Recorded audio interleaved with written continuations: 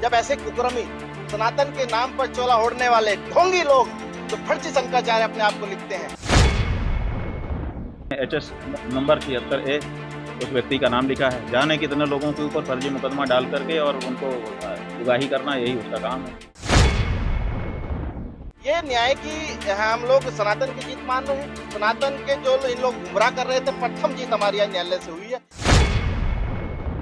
अविमुक्तेश्वरानंद पर बच्चों के यौन शोषण के मामले में FIR, पॉक्सो एक्ट में केस हुआ दर्ज।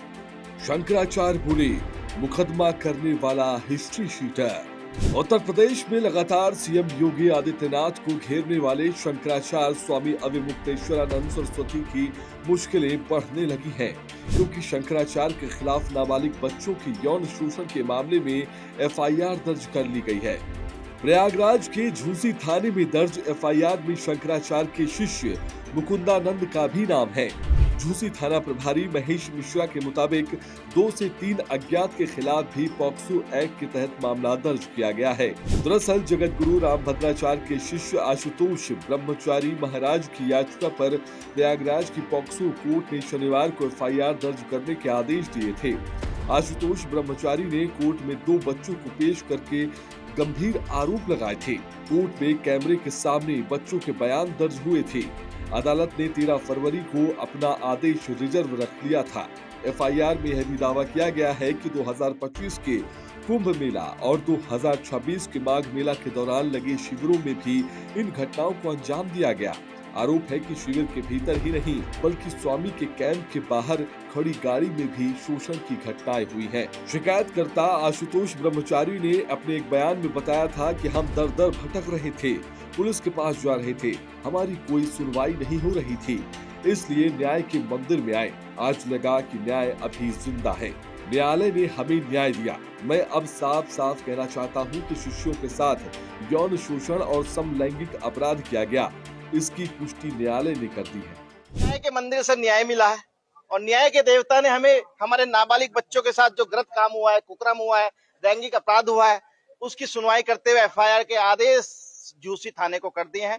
अब हमें न्याय मिलेगा और हमें पूरा उम्मीद हो गई है कि अब वह दिन दूर नहीं जब ऐसे कुकर्मी सनातन के नाम पर चोला ओढ़ने वाले ढोंगी लोग जो फर्जी शंकराचार्य अपने आप को लिखते हैं। मैं आज खुली चेतावनी देना चाहता हूँ। अखिलेश जी, आप बहुत चिल्ला रहे थे, चलिए मेरे साथ विद्या मठ पैदल यात्रा हम लोग आज से कर रहे हैं और पंचम तर पे डिप्टी CM साहब आपको भी कह रहा हूँ, मेरे साथ चलिए। वहां पर जो स्विमिंग पूल दिखाऊंगा, वह कमरा दिखाऊंगा जिसमें ये ऐसे करते हैं, वहाँ सखियां रखते हैं, वहाँ बच्चों का कुकर्म करते हैं। सारे एविडेंस वहाँ पे हमारे बच्चों ने छुपा के रख रखे हैं, उसको विवेचना पुलिस के द्वारा निकाल के लाएंगे। ये न्याय की हम लोग सनातन की जीत मान रहे हैं। सनातन के जो इन लोग गुमराह कर रहे थे, प्रथम जीत हमारी यहाँ न्यायालय से हुई है और हम इसको लिए माननीय न्यायालय का आभार व्यक्त करते हैं। वहीं अविमुक्तेश्वरानंद का इस पूरे मामले पर कहना है कि रामभद्राचार्य के शिष्य ने ये केस किया है, यह हिस्ट्री शीटर है, जांच में हम सहयोग करेंगे, सच सामने आ जाएगा।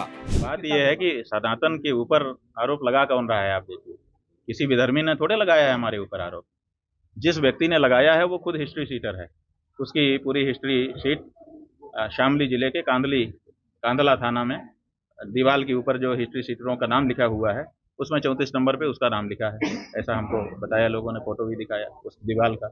वहाँ पर जो रजिस्टर रखा है उसमें HS नंबर 76A उस व्यक्ति का नाम लिखा है। जाने कितने लोगों के ऊपर फर्जी मुकदमा डाल करके और उनको उगाही करना, यही उसका काम है। वो व्यक्ति रामभद्राचार्य का शिष्य बन जाता है और रामभद्राचार्य जी की शिष्य होने के बाद वो आकर के हमारे लोगों के ऊपर इस तरह का आरोप लगाता है। तो आप समझ लीजिए कि ये आरोप कोई विधर्मी नहीं लगा रहा है। ये आरोप कहाँ से आ रहा है? रामभद्राचार्य जी, और रामभद्राचार्य जी का बल कहाँ है वो भी आप लोग जान लीजिए। तो गौ माता की जो आवाज हम उठा रहे हैं, इस आवाज को बंद करने के लिए सारे प्रयत्न हो रहे हैं, उन्हीं में से एक प्रयत्न है भी। अब एक एक कर समझिए FIR में क्या क्या है। आशुतोष ब्रह्मचारी महाराज ने FIR में कहा है कि मेरे ट्रस्ट की ओर से माघ मेला में श्री कृष्ण जन्मभूमि के मुक्ति के लिए माता शांकुभरी देवी का महायज्ञ किया जा रहा है। शिविर में 2 नाबालिग शिष्य आए, उन्होंने मेरे सामने कई खुलासे किए। नाबालिग शिष्यों ने बताया कि हम असुरक्षित हैं, हमें पुलिस संरक्षण और न्यायिक सहायता दी जाए। बच्चों ने बताया कि अविमुक्तेश्वरानंद और उनके सहयोगियों ने हमें अपने साथ रखा, कई बार कुकर्म किया। यह सब 1 साल तक किया गया। नाबालिग बच्चों ने आरोप लगाया कि महाकुंभ 2025 के दौरान मेला क्षेत्र में भी कुकर्म किया गया। माघ मेला 2026 में भी हमारे साथ कुकर्म किया गया। अभी मुक्तेश्वरानंद के शिष्य यह कहकर बच्चों पर दबाव बनाते थे कि यह गुरु सेवा है, इससे आशीर्वाद मिलेगा। अभी मुक्तेश्वरानंद अपनी गाड़ी में जबरदस्ती करते थे। उन्हें अभी मुक्तेश्वरानंद के साथ सोने को कहा जाता है। आशुतोष ब्रह्मचारी ने दावा किया है कि दोनों बच्चे मौका पाकर हमारे शिविर में आए। इसके बाद 24 जनवरी को झूसी थाने में शिकायत दी गई। 25 जनवरी को पुलिस कमिश्नर और पुलिस अधीक्षक माघ मेला को ईमेल से शिकायत की। 27 जनवरी को डाक से पुलिस अधीक्षक माघ मेला को शिकायत भेजी गई। इसके बाद मुझे धमकियां मिलने लगी। 8 फरवरी को मैंने कोर्ट की शरण ली। स्पेशल पॉक्सो कोर्ट के आदेश के बाद 21 फरवरी 2026 को एफआईआर दर्ज की गई। वहीं इससे पहले पॉक्सो कोर्ट ने सुप्रीम कोर्ट के कई फैसलों का हवाला दिया था। कहा था हर मामले में एफआईआर दर्ज करना अनिवार्य नहीं होता। मजिस्ट्रेट को अपने विवेक से तय करना होता है कि एफआईआर का निर्देश दिया जाए या शिकायत के रूप में इसे आगे बढ़ाया जाए। यदि मामले में पुलिस जांच जरूरी हो तो एफआईआर दर्ज कर जांच करना उचित होता है।